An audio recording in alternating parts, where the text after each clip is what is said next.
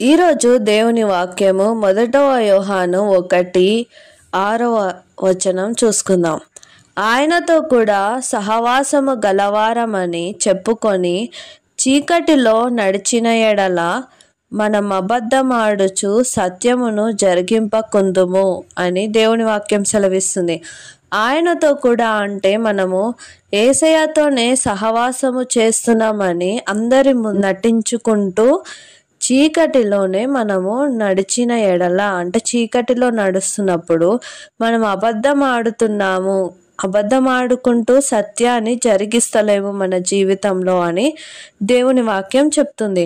మరి ఈ రోజులలో మనం అదే విధంగా ఉంటున్నాము కదా. మనము సత్యాన్ని జరిగిస్తలేము. ఏ విధంగానంటే మనం దేవునితోని సహవాసం లేకపోయినా మనం బయటోళ్ళతోని ఏ విధంగా చెప్తామనంటే మనం దేవునితోనే సహవాసం ఉన్నామని వారికి చెప్తూ ఉంటాం. కానీ రియల్గా ఏంటనంటే మనకి ఆ సంబంధం అనేదే ఉండదు. ఆ విధంగా మన జీవితంలో ఉన్నప్పుడు మనము సత్యాన్ని జరిగిస్తలేము. ఇంకా దేవుని ఎదుట మనము అబద్ధమాడిన వారిగా ఉంటున్నాము.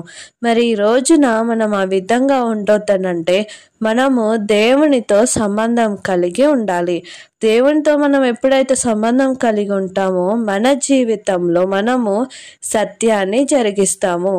ఆ విధంగా జరిగించాలంటే మనము నిజంగానే దేవునితో సంబంధం ఉన్నామని బయట ఏ విధంగా అయితే చెప్తున్నామో మనము అదే విధంగా రియల్గా దేవునితో సంబంధం ఉంచుకుందాం.